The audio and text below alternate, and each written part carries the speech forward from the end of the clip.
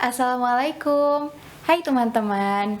Di video kali ini aku bakal berbagi cerita, pengalaman, dan sedikit tips dan trik untuk kalian yang ingin mengikuti Olimpiade Sains Nasional, terutama bidang biologi.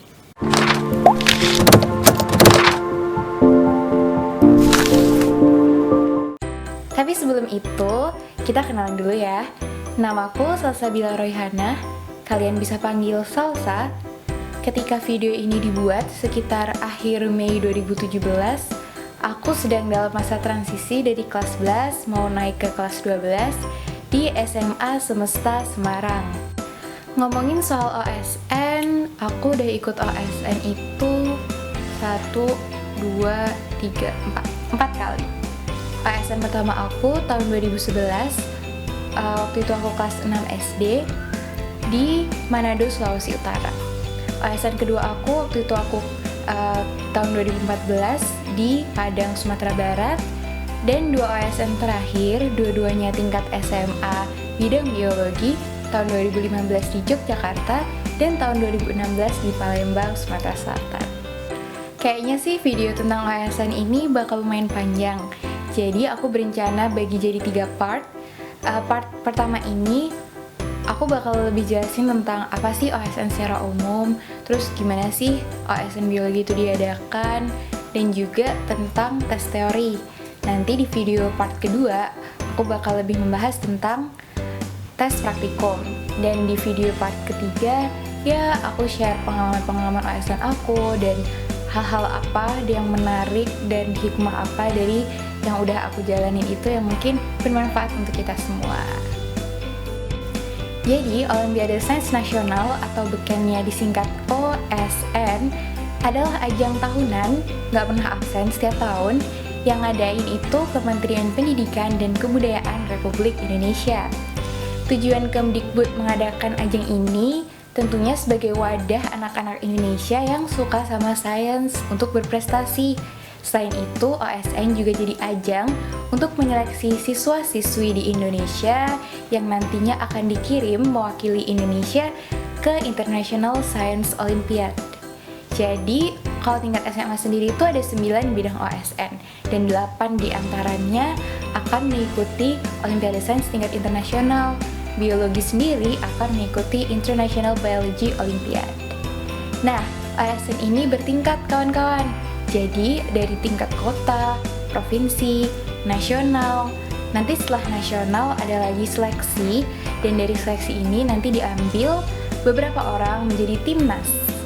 Nah, kalau biologi akan diambil 4 orang. 4 orang ini menjadi timnas International Biology Olympiad yang akan mewakili Indonesia. Untuk biologi sendiri, organisasi yang mengurusi jalannya seleksi mulai dari tingkat kota sampai seleksi menjadi timnas adalah TOBI, Tim Olimpiade Biologi Indonesia. Nah, TOBI ini menyeting gimana caranya setiap tahun itu OSN yang dilaksanakan semirip mungkin dengan IBO, dengan Olimpiade internasionalnya. Ini bertujuan supaya ya kita dapat gambaran lah kira-kira ntar internasional tuh kayak gimana. Jadi siapapun yang akan mewakili Indonesia jadi timnas itu udah pernah merasakan kira-kira gimana sih IBO itu gitu. Nah, OSN biologi sendiri terdiri dari 2 hari. Hari pertama tes praktikum dan hari kedua tes teori. Tapi di video ini tes praktikumnya kita skip dulu, kita langsung ke tes teori. Tes teori ini terdiri dari 2 bagian, 2 paket soal. Jadi ada tes teori A dan tes teori B. Keduanya diselesaikan selama 3 jam. Aku sangat menyarankan teman-teman bawa kalkulator karena biologi itu beberapa butuh hitung-hitungan. Jangan dikira biologi nggak ada hitung-hitungannya ya. Dan itu akan sangat memudahkan kalian kalau kalian pakai kalkulator saintifik. Nah, ini kalkulator aku pakainya Casio. Nah, kalkulator aku ini mainstream banget, banyak banget teman-teman Olimpiade yang punya ini juga. Tapi ini bukan iklan ya, ini emang aku pakai ini beneran. Untuk kedua tes teori itu, dua-duanya jawabannya kalian kerjakan di lembar jawaban komputer LJK. Jadi kalian juga siapin yang diperlukan, kayak pensil 2B, penghapus 2B. Pensil 2B-nya kalian bisa pakai pensil kayu, pensil mekanik, senyamannya kalian. Kalkulator udah, alat tulis udah. Jadi sekarang kita bakal membahas lebih ke hal teknis. Jadi, sejak tahun 2013, IBO itu pakai tipe soal multiple true or false. Aku singkatnya sekarang MTF ya, mulai dari sekarang untuk seterusnya. Jadi soal-soal MTF ini kayak gimana? Nah, aku udah ambil contohnya dari IBO 2014. Jadi ini soal dari paper A number 15 tentang plant physiology. Nah, di soal ini kalian bisa lihat sendiri setiap soalnya terdiri dari 4 pernyataan. Ada pernyataan A, B, C, dan D. Nanti kalian diminta untuk menentukan setiap pernyataan itu benar atau salah. Ini kita nggak ngerjain bener-bener ya, ini cuma jadi contoh aja. Misal kalian udah baca soalnya, terus kalian tentukan nih, pernyataan A benar, pernyataan B benar, pernyataan C benar, pernyataan D benar. Terus udah tuh kan, buatin di lembar jawaban komputer untuk nomor 15 B, B, B, B gitu. Nah, penilaiannya gimana? Kalau ternyata kalian jawabnya B, B, B, B, tapi kunci jawabannya S, S, S, S, berarti nggak ada jawaban kalian yang sesuai kunci. Nilai kalian bakal 0 di nomor itu. Tapi kalau misalkan kalian jawab satu pernyataan sesuai kunci kayak B, S, B, B, nilai kalian tetap 0. Kalau kalian jawab 2 pernyataan sesuai kunci, semisal B, S, S, B, nilai kalian 0,2. Kalau kalian jawab 3 pernyataan sesuai kunci kayak S, S, S, B, kalian dapat 0,6. Kalau kalian jawab persis sesuai kunci, kalian jawab S, S, S, S, dan kuncinya juga S, S, S, S, congrats, you've got full score 1. Karena setiap paket soal itu terdiri dari 50 soal, berarti full score untuk kedua soal ini masing-masing tuh 50. Tapi itu kayak hampir gak mungkin untuk tercapai. Nah, udah tahu kan gimana cara ngerjain soal MTF? Sekarang kita ke pertanyaan yang sering banget diajukan oleh teman-teman Olimpiade Biologi se-Indonesia. Gimana sih caranya belajar supaya jago di tes teori?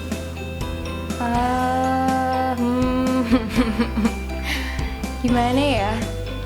Jadi teman-teman, aku mau sedikit cerita nih, curhat ceritanya.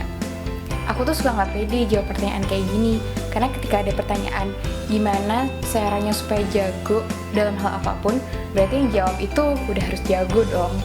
Dan masalahnya aku sama sekali nggak ngerasa aku jago, baik itu teori atau praktikum atau Olimpiade Biologi ini secara keseluruhan gitu. Aku cuma merasa ya mungkin aku dapat pengalaman sedikit lebih banyak dibanding kebanyakan orang. Tapi aku ingat-ingat lagi kalau kita punya kewajiban untuk menyampaikan walau satu ayat. Jadi dari sedikit pengalaman aku ini yang akan aku bagi ke teman-teman sekalian. Intinya yang mau aku tekanin adalah kita masih sama-sama belajar, oke? Banyak orang selama ini mengira bahwa biology is full of memorizing. Biologi itu kerjaannya ngehafal mulu. In a sense that's true, but not always true either. Nggak selalu biologi itu penuh hafalan loh. Apalagi kalau ngerjain soal-soal tipe MTF kayak gini, selain kan menghafal sesuatu, kita tuh juga harus bisa menganalisa dan menggunakan logika kita untuk mengerjakan suatu soal. Nah, kenapa kita perlu menganalisa dan berlogika? Karena di setiap soal MTF, kayak contoh di samping ini, soal-soal itu tuh pasti mengandung data dan itu tuh bentuknya bermacam-macam, bisa grafik, tabel, diagram alil, ilustrasi, beserta juga ada penjelasan singkat. Nah, dari data tersebut kita harus nih bisa menyimpulkan, dan kesimpulan itu nantinya bisa kita gunakan untuk membantu menjawab pernyataan-pernyataan itu benar atau salah. Tapi ya bisa aja sih ketika kalian udah mentok, udah nggak ngerti itu apaan, ya cap-cip aja B atau S, B atau S, siapa tahu kan beruntung terus sesuai kunci kan lumayan. Mungkin ada beberapa orang yang shock gitu awal pertama kali lihat tipe-tipe soal tes teorinya Olimpiade Biologi SMA. Mungkin beberapa ada yang ngelanjutin dari Olimpiade tingkat SMP, sama kayak aku dulu juga kayak gitu, dan itu beda banget. Soal-soal yang ditanyakan kalau SMP itu kayak istilah untuk ini adalah ya cenderung lebih ke hafalan lah ya. Dan kalian bakalan shock ngeliat soal SMA yang itu tuh bisa aja satu halaman itu tuh satu soal, belum termasuk pernyataannya di baliknya. Jadi panjang banget uraiannya. Nah, kalian jangan gentar duluan nih melihat yang uraiannya panjang kayak gitu. Karena apa? Karena kebanyakan soal itu diekstrak dari jurnal-jurnal ilmiah. Jadi, ingat-ingat lagi aja bahasa Indonesianya pelajaran kalian di sekolah. Seringkali, jurnal-jurnal itu tuh mendeskripsikan dengan lumayan detail kan cara eksperimennya, tahap-tahapannya, per stepnya kayak gimana. Nah, sebelum kalian melihat satu-satu step-step itu, kalian itu harus ada di pikiran dulu nih, tujuan eksperimen itu apa sih gitu. Dan itu, tujuan itu biasanya ditemukan di kalimat utama. Jadi cari aja dulu kalimat utamanya, jangan takut duluan sama soal-soal yang panjangnya nggak kira-kira kayak gitu. Nah, kalian juga harus belajar signifikansi data. Ketika melihat data di soal-soal itu, kalian harus tahu nih mana yang secara signifikan berbeda, secara signifikan lebih tinggi, secara signifikan lebih rendah. Karena data itu banyak disajikan dalam bentuk grafik, maka kalian harus tahu sumbu X, sumbu Y, sumbu Z, dan mungkin sumbu-sumbu lain. Itu tuh menjelaskan variabel apa. Nanti dari sumbu-sumbu itu kan akan terbentuk slope. Dan kalian harus bisa menganalisis dari slope yang terbentuk, hubungan antara variabel-variabel itu kayak gimana. Biasanya itu sering banget ditanyain di soal. Setiap tes teori terdiri dari beberapa subtopik. Nah, subtopiknya bisa kalian lihat di sini. Ada biologi sel dan molekuler, anatomi fisiologi tumbuhan, anatomi fisiologi hewan, genetika dan evolusi, ekologi, etologi, dan biosistematika. Itu kan ya cukup banyak sih materi yang harus kita pelajari kalau mau ikut Olimpiade Biologi. Biasanya sih pertama-tama baca dulu aja buku-buku biologi dasar. Biologi dasar yang famous banget sih Campbell. Tapi nggak menutup kemungkinan sih ada buku-buku biologi dasar lainnya yang bisa kalian baca. Nanti setelah kalian baca buku biologi dasar, bisa mulai membaca buku-buku biologi yang lebih tematik ke subtopik-subtopik tersebut. Jadi nanti pasti pembahasan di sana juga lebih detail. Kalau ngomongin buku favorit, my favorite for cell and molecular biology itu Alberts. Kalau anatomi fisiologi tumbuhan nggak ada yang favorit banget sih. Kalau anatomi dan fisiologi hewan itu banyak lah buku-buku kedokteran teman-teman bisa pelajarin, tapi nggak perlu tahu anatomi manusia yang detail atau patologi gitu, nggak, cukup belajar fisiologi aja. Kalau buat genetika dan evolusi itu biasanya aku pakai Hartwell sih, tapi genetika tuh yang penting butuh latihan soal juga. Jadi kayak latihan soal di buku-buku genetika itu dikerjain, problem set dari universitas luar negeri coba dikerjain, cari solutionnya. Ya pokoknya sering-sering latihan soal. Kalau ekologi, etologi, sama biosistematika, aku tuh mengalir aja sih belajarnya. Campbell and then lots of googling gitulah ya. Ketika kalian baca buku-buku itu, kalian akan menyadari bahwa kebanyakan referensi memang dalam bahasa Inggris. Aku juga menyarankan kalian untuk coba-coba baca jurnal-jurnal ilmiah yang sekali lagi kebanyakan dalam bahasa Inggris. Karena memang bahasa Inggris itu bahasa yang mungkin untuk akademisi itu pakainya memang bahasa Inggris. Jadi wajib banget untuk kita memahaminya. Nggak masalah kok kalau kalian masih merasa tersendat-sendat membaca bahasa Inggris, nggak cepet mudeng, nggak bener-bener cepet ngerti. Take your time, coba-coba lihat kamus atau googling istilah-istilah yang mungkin bahkan nggak ada di kamus. Lama-lama reading comprehension kalian bakal meningkat kok pasti.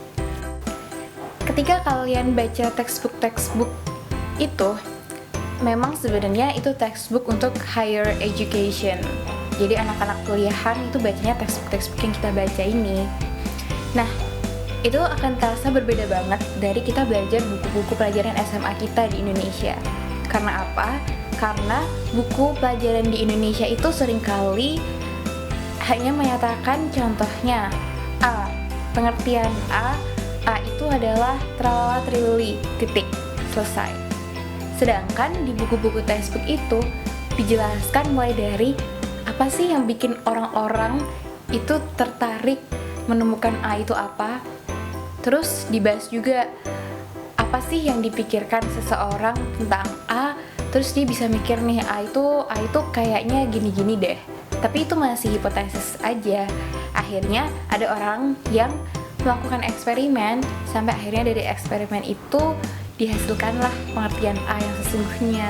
Oh, dari eksperimen itu bisa disimpulkan bahwa A adalah tralala trilili. Beda banget kan sama buku pelajaran sekolah kita. Dan tips dari aku lagi, selama kita belajar, kita tuh butuh kesabaran. Sabar, take your time. Aku tuh sering nih dapat pertanyaan-pertanyaan di ASFM. Kak, gimana sih cara bagi waktu belajar untuk pelajaran sekolah, untuk olimpiade, aku juga ikut organisasi, aku juga menghafal Al-Quran dan lain sebagainya. Cara bagi waktunya gimana gitu. Dan kalau dipikir-pikir sih emang kita tuh nggak bisa minta kepada seluruh dunia, dunia aku anak olim nih, aku jangan dikasih kerjaan yang lain dulu ya, aku mau fokus belajar OSN. Itu tuh nggak bisa gitu. Kayak kita selalu punya kewajiban lain, dan bukan berarti karena kita ingin ikut OSN kita melepas kewajiban yang lain itu kan. Kitanya harus pintar-pintar bagi waktu. Dan kalaupun akhirnya proporsi waktu yang kita dapatkan sehari-hari itu untuk belajar olimpiade nggak begitu banyak, nggak masalah. Yang penting apa? Konsisten, istiqomah. Sedikit tapi lama-lama menjadi bukit, itu memang bener banget adanya. Mungkin kalian ngerasa, aduh kalau misalkan aku cuman 1 bab seminggu mah nggak selesai.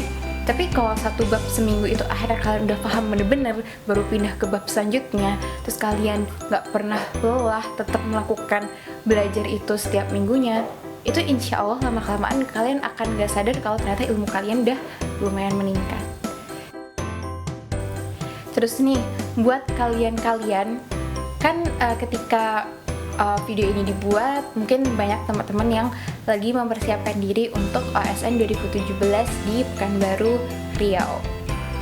Mungkin kalian sempat bertanya-tanya kepada diri kalian sendiri, ngapain sih aku di sini? Like, what am I doing here? Mending aku ngelakuin hal-hal lain yang aku senangi, tapi nggak membutuhkan effort sebesar aku mengikuti OSN. Ya, berarti kan kita tuh kalian harus berhenti bentar nih. Kalian harus berkontemplasi. Kalian harus berkaca pada diri sendiri dan berpikir, buat apa sih tujuan aku ikut OSN? Karena ketika kalian udah menemukan alasan kalian mengikuti OSN, apapun yang terjadi dalam perjalanan olimpiade kalian itu tetap bakal utuh, tetap bakal jadi pribadi yang whole. Kalian gak akan mudah terlambung karena kalian dapat suatu kesenangan, kan juga gak akan mudah terpecah dan jatuh kalau kalian dapat kesialan. Kalau aku berbicara alasanku sendiri, maka aku tuh membedakan antara alasan sama target. Alasan aku mengikuti OSN itu karena aku ingin memanfaatkan apa yang udah Allah titipkan ke aku dan ke kita semua tentunya untuk hal-hal yang positif. Jadi kita mampu untuk melihat, mampu untuk mendengar, mampu untuk mengerjakan soal, menghafal, berlogika, menganalisis, dan lain sebagainya. Itu tuh nikmat yang harus kita manfaatkan. Dan dengan ikut Olimpiade Sains Nasional yang merupakan kegiatan positif, itu bagian dari rasa syukur kita dari nikmat yang udah Allah kasih ini. Nah, dengan mindset yang kayak gitu, bukan berarti aku terus berleha-leha kayak yaudahlah ikut OSN, ikut-ikut aja. Karena aku juga pasang target nih. Aku bertarget, aku nggak mau jadi peserta aja kalau aku udah sampai OSN. Aku pengen dapat medali, kalau perlu aku pengen dapat emas pertama, jadi absolute winner. Kenapa aku pasang target tinggi banget? Karena ketika aku pasang target tinggi, maka usahaku itu mengikuti. Bagaimana caranya biar diriku sendiri tuh memang layak, aku memang memantaskan diriku untuk menerima target aku itu. Nah, jadi aku udah berusaha sekuat yang aku bisa, aku berserah diri sama Allah. Ketika lomba, aku all out, melakukan yang terbaik yang aku bisa. Hasilnya, kalau misalkan target aku nggak tercapai, ya nggak masalah, berarti itu yang terbaik yang Allah kasih, karena pada akhirnya alasan aku ikut Olimpiade bukan untuk dapat medali. Jadi aku harap teman-teman bisa menemukan alasan kalian kenapa kalian mengikuti OSN. Kalau mau copy alasan aku, nggak apa-apa, sangat aku persilahkan. Gitu aja video kali ini, sampai jumpa di video selanjutnya. Wassalamualaikum.